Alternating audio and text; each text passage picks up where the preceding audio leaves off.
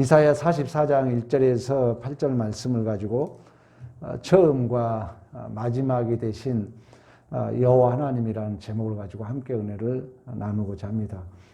오늘 서울과 부산 또 몇몇 이제 지방 자치단체장 보궐선거가 있었습니다. 우리가 선거 때가 되면은 가장 이슈로 등장된 단어가 있어요. 정계 개편. 그러니까 누가 이제 이겼느냐에 따라서 혼란이 오고 결국 이제 힘 있는 자 중심으로 세력이 움직인다는 차원에서 우리가 정계 개편 이야기를 많이 합니다.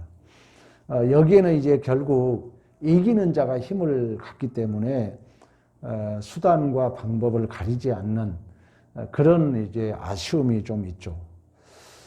우리나라도 지금 가장 이 세상에 가지고 있는 것은 힘은 돈이잖아요. 그러다 보니까 지금 부동산이 우리나라는 지금 하나의 이슈가 돼가지고 완전히 지금 사회 분위기를 휩쓸고 있습니다. 저도 이제 참 목회자로서 한 아버지로서 또 한 인간으로서 살다 보면 힘의 원리에 가끔씩 부딪힐 때가 있어요.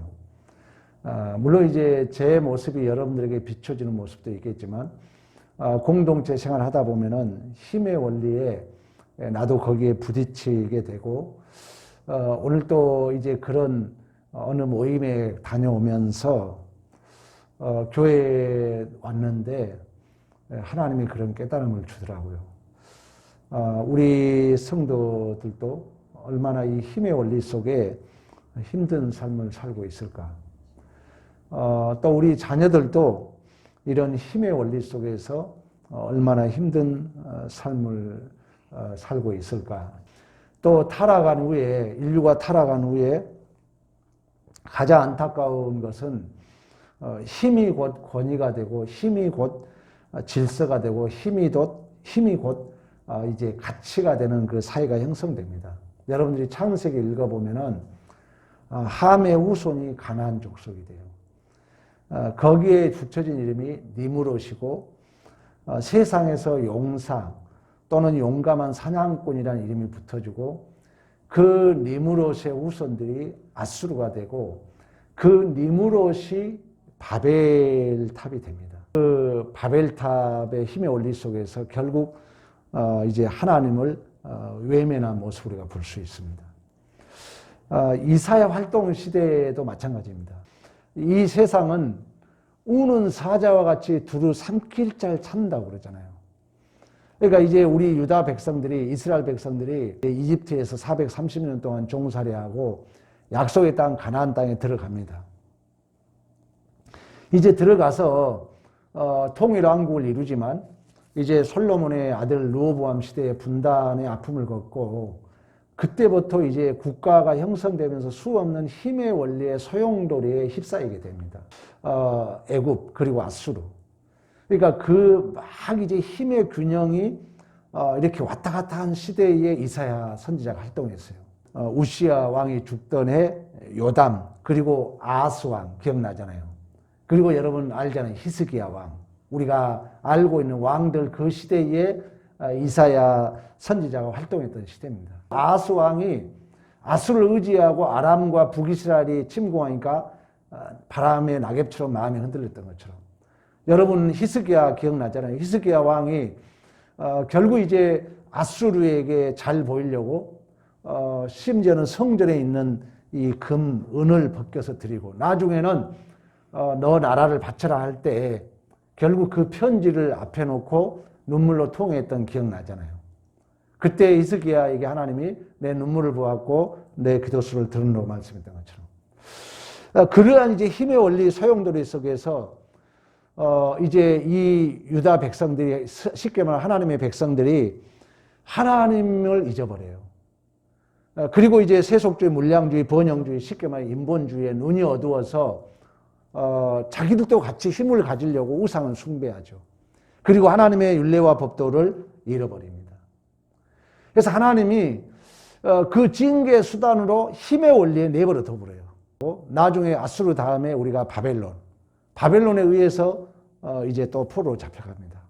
근데 하나님은 이제 때가 찰 때 다시금 이제 페르시아 제국, 오늘날로 말하면 우리가 이란, 우리가 그 바사 제국, 하나님이 그 고레스의 마음을 움직여 가지고 이스라엘 백성들을 이제 포로에서 귀환해요. 왜 이 얘기를 하냐면 우리가 이 이사야의 어떤 그 구조가 1장부터 35장까지는 바벨론 포로에 있을 때 그 독자들을 상대로 기록하고 있습니다. 그러니까 바벨론 포로가 너희들이 잡혀갈 것이다, 이런 형태로 설명을 해요. 그리고 이제 이 중간에 35장에서 40장까지는 우리가 잘 알고 있는 히스기야 왕 얘기를 하고 있지만 40장 1장부터 66장까지는 이제 그들이 다시금 이제 포로에서 귀환될 것에 대한 얘기를 해요. 다시 말하면 이제 장차 메시아 왕국의 영광스러운 이야기를 해요. 자, 이스라엘 백성들이 포로에서 70년 동안 포로에 있다가 돌아왔을 때 여러분 같으면 더 편할 것 같지만 그 바벨론에서 약 70년 동안 살았기 때문에 거기서 이제 다 나름대로 정착을 했거든요. 여러분들이 아신 것처럼 에스더는 왕후까지 되잖아요. 또 다니엘은 여러분 총리까지 되잖아요.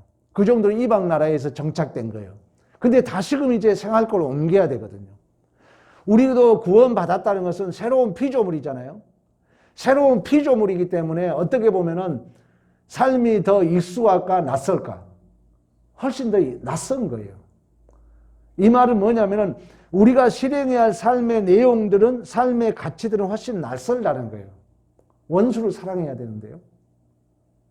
나를 핍박한 자를 기도해야 되는데요. 그러니까 훨씬 이제 포로에서 귀환한 그 백성들, 그리고 우리가 하나님의 자녀로 구원받은 우리들은 훨씬 새로운 이제 피조물로서 낯설음과 관계 속에서 에너지가 더 많이 소비되는, 어떻게 보면 더 힘들고 어려운 그 현실에 직면해 있는 것입니다, 우리가.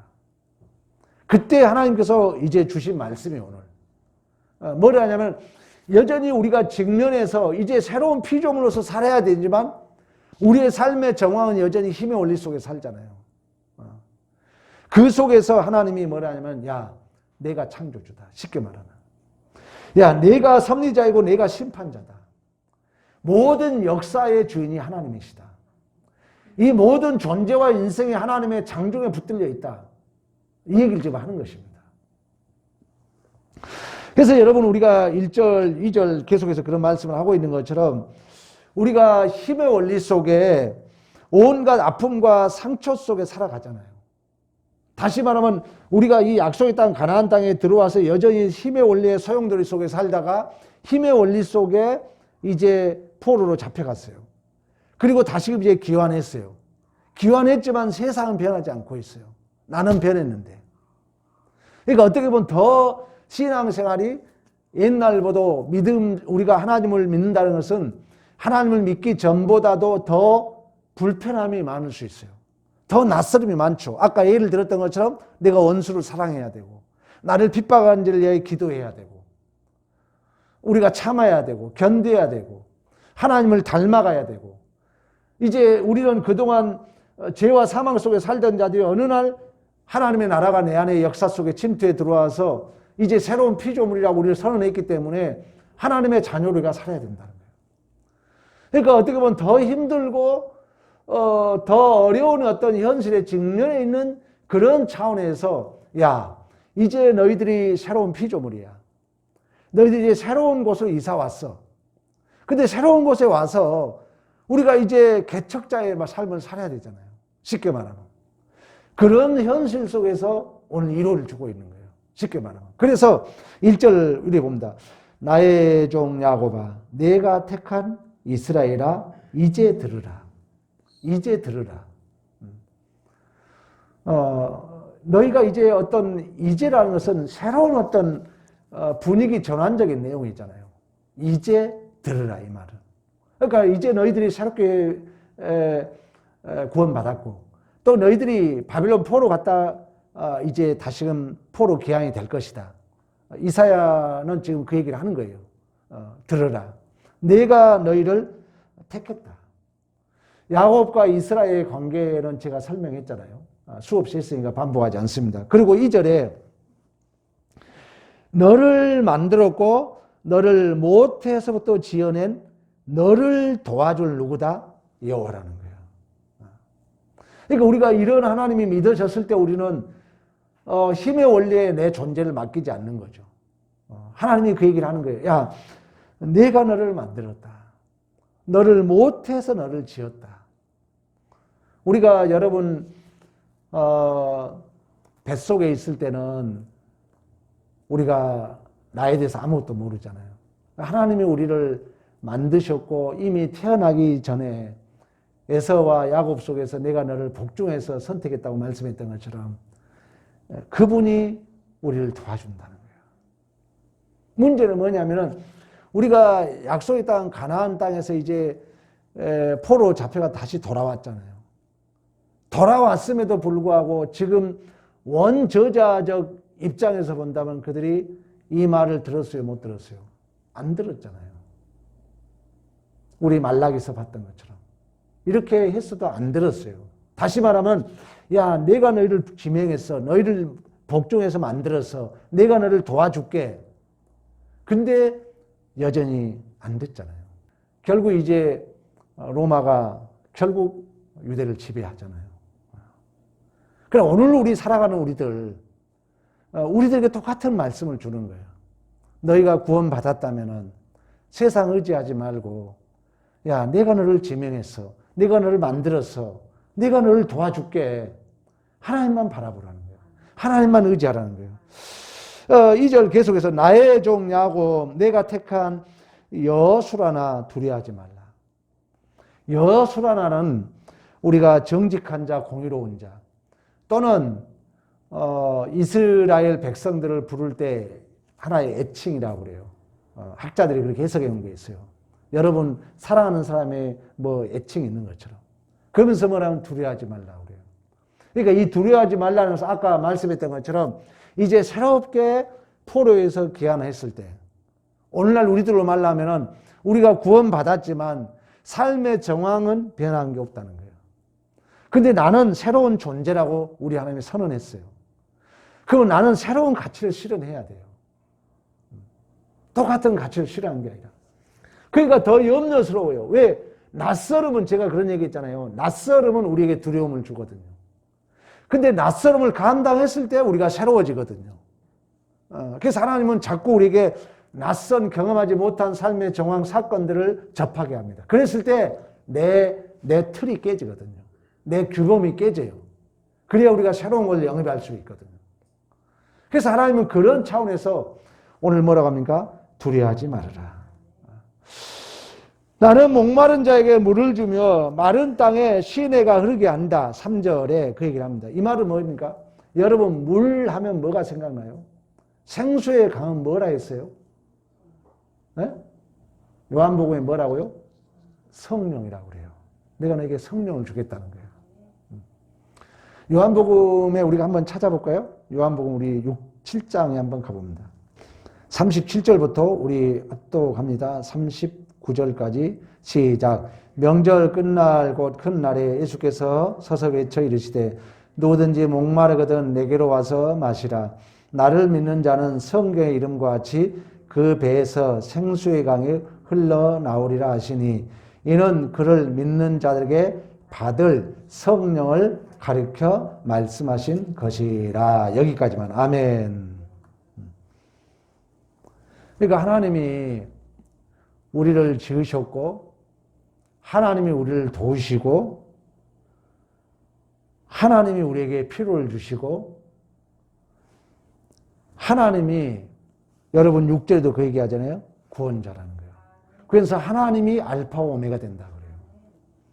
그러니까 우리가 수없이 우리가 세상 유혹에 넘어갈 수 있거든요.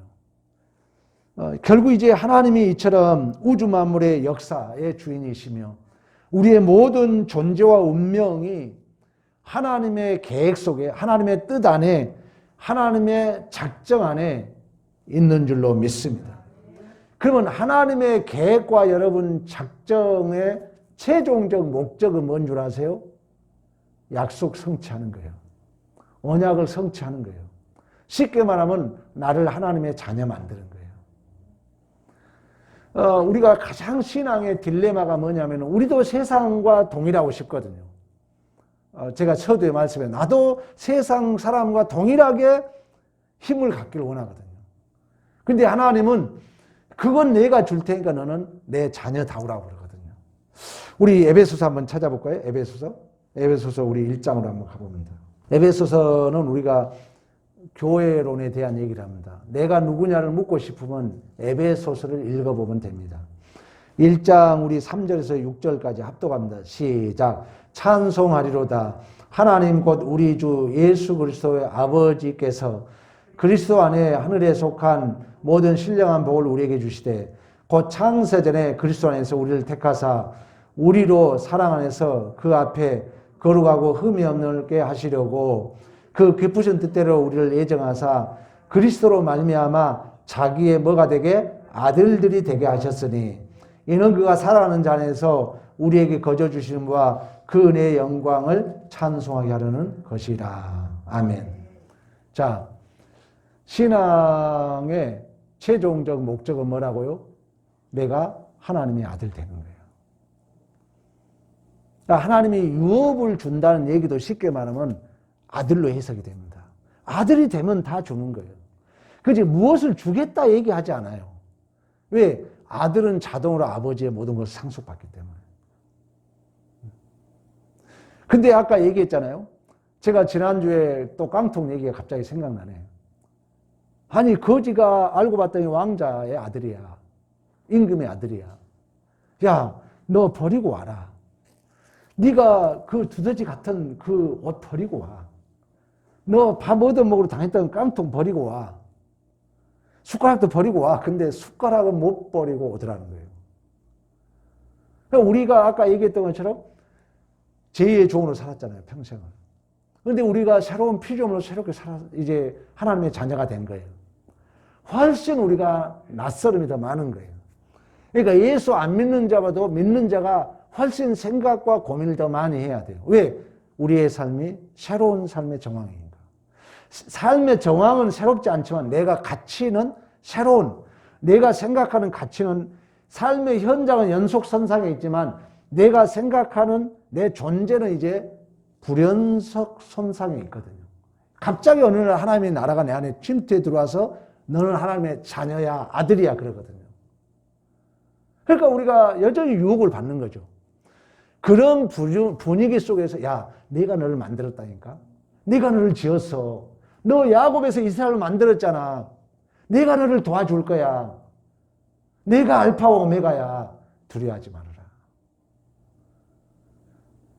그 말은 뭐예요? 이 모든 존재와 운명이 하나님의 손길, 하나님의 역사에 있다는 거예요. 하나님의 계획 가운데 있다는 거예요. 근데 그 하나님의 계획은 오늘 우리가 에베소에 읽었던 것처럼 만세 전에 나를 예정하시고 그리스도 안에서 그 하나님의 아들을 되게 만드신 줄로 믿습니다. 근데요,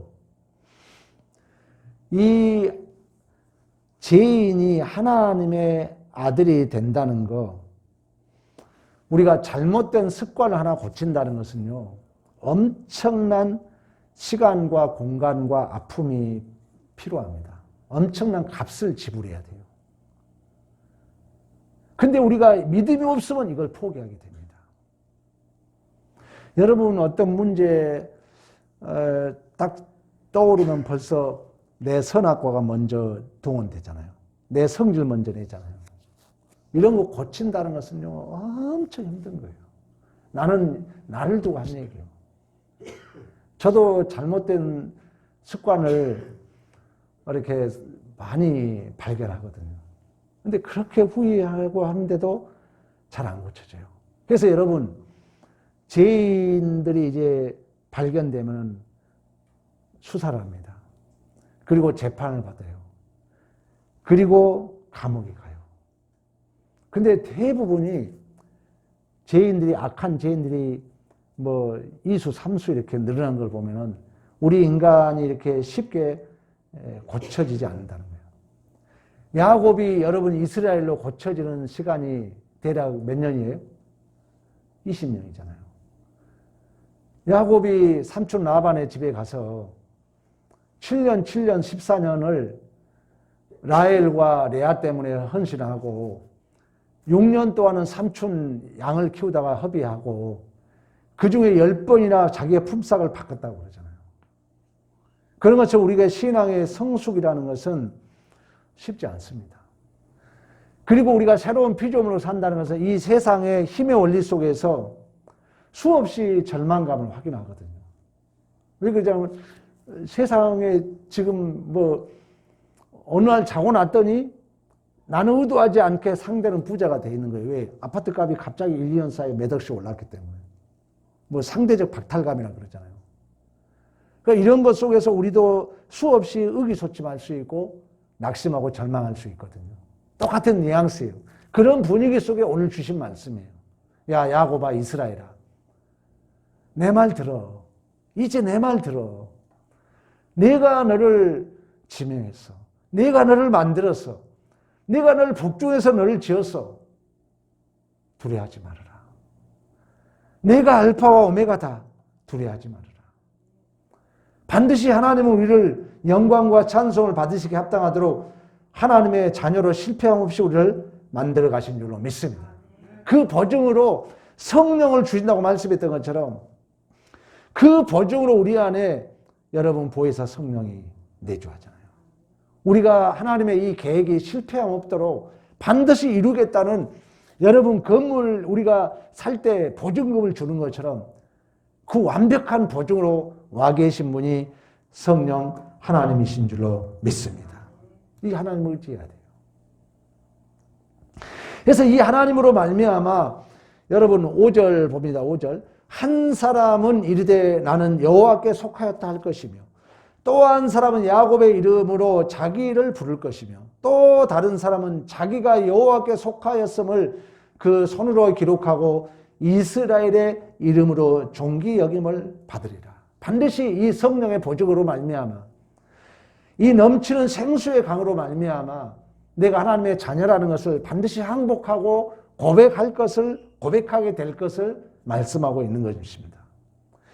이처럼 하나님은 우리의 전 존재와 인생을 그 말씀의 약속대로, 그 언약대로, 그 뜻대로, 그 계획대로 우리를 인도하시고 우리를 보호하시고 우리를 간섭해 가시고 우리를 섭리해 가신 줄로 믿습니다. 그래서 여러분 본문으로 돌아서 6절부터 8절까지 그 얘기를 합니다. 이스라엘의 왕 여호와 이스라엘의 구원자 만군의 여호와가 이같이 말하노라. 나는 처음이요 나는 뭐다? 마지막이다. 나 외에 다른 신이 없다. 다른 나라의 힘을 의지한다는 것은 그 구약적 의미로 말하면 그 이방 신을 섬긴 거나 마찬가지예요. 나라하고 이렇게 그 나라에 내가 포로 간다는 그 신을 섬기나 마찬가지예요. 그래서 하나님이 오늘 우리가 이방 나라에 살다가 다시금 하나님의 자녀로 우리가 구원받았잖아요. 그런데 돌아왔는데 환경은 그대로 이방 나라 땅과 같은 거예요. 내 삶의 이제 가치는 변했지만 내가 하나님의 새로운 피조물이라고 일컬음을 받았지만 삶의 정화는 똑같거든요. 그래서 우리는 수없이 내가 변해가는 과정 속에서 의기소침하죠. 왜? 방금 얘기했던 우리나라로 예를 들면 하룻밤 사이에 누구는 10억, 7억 부자가 됐고 누구는 가지지 않는 사람은 기가 죽을 예를 들면 그렇다는 거예요. 우리가 하나님의 자녀로 산다는 것은 수없이 이 세상 원리 속에 절망감과 한숨과 의기소침한 그 삶의 정황을 우리가 경험하게 돼 있습니다. 거기에 기죽지 말라는 거예요. 야, 야곱아, 이스라엘, 내가 널 지명하여 불렀어. 내가 너를 만들었어. 두려워하지 마라. 내 말 들어. 내가 너를 도와줄게. 그 시냇물에 물, 가시들에게 그 물을 줄게. 내가 알파와 오메가야. 걱정하지 마라. 두려워하지 마라. 지금 이렇게 말씀하고 있는 거예요. 하나님은 이처럼 우리를 하나님의 그 자녀다운 자로 만들기 위하여 하나님의 섭리에 가는 과정 속에 아까 얘기했던 것처럼 광야로 때로는 이제 이방 나라 바벨론으로 이렇게 인도하여서 진실로 우리의 여러분 이 광야에서 가장 우리가 크게 깨달을 것은 뭐냐면은 나의 필요를 내가 스스로 만들 수 없다는 거예요. 가장 중요한 믿음이에요. 여러분이 우리가 예를 들면 더 우리가 쉽게 말하면 우리가 돈을 벌고 건강하고 여러분 필요한 것들을 우리가 가장 중요한 깨달음은 뭐냐? 내 공로, 내 열심으로 이 필요가 충족되지 않는다는 항복이에요. 진정한. 이게 있을 때만이 우리가 하나님 앞에 굴복할 수 있습니다. 이게 없다면 우리는 하나님 권위를 무시해요. 내가 노력해서 하면 되지. 굳이 하나님 앞에 잘 보일 필요가 없죠. 우상 숭배입니다. 당시의 유대아 백성들이 그랬다는 거예요. 그래서 하나님이 그것다 내버려 둬버린 거예요. 내팽개치는 거예요. 가장 큰 벌은 내버려 두거든요. 힘에 올려 그래 너 살아봐라 한번. 그랬더니 바벨론 포로 가서 종살이 하는 거예요. 그 힘의 원리 속에서 종살이 하는 거죠. 그래서 하나님은 다시금 그들을 끌어왔어요. 바벨론에서 70년 포로 후에 페르시아 생각지도 않는 고레스 왕을 감동시켜가지고 이제 끌고 왔어요. 끌고 와서 보니까 힘들거든요. 왜? 전부 삶이 낯선 거예요. 그리고 이 힘의 원리 속에 살라니까 기가 죽는 거예요. 그 당시의 원저자 독자들이나 오늘날 우리들의 독자들이나 동일한 입장에서 야, 너 두려워하지 말아라. 내가 너를 만들었어.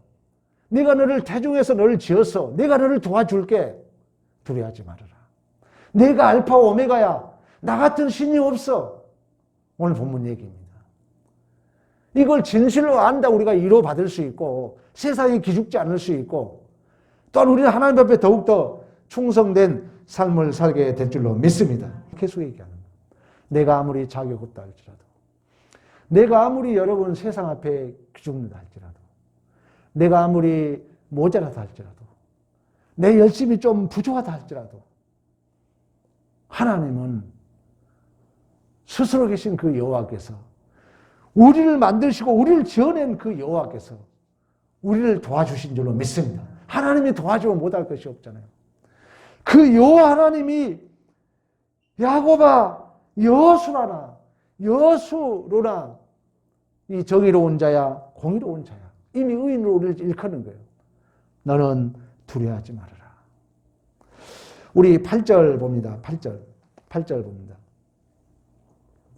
너는 뭐 하지 말아라? 두려워하지 말며 겁내지 말라. 이 말은 여러분 잘 들으셔야 돼요. 어떤 배경이라고요? 이제 포로 귀환될 것을 얘기하면서 얘기하고 있거든요. 너희들이 이방 나라에서 70번 포로에 있다가 이 고국에 돌아왔는데 누가 반겨준 사람 없잖아요.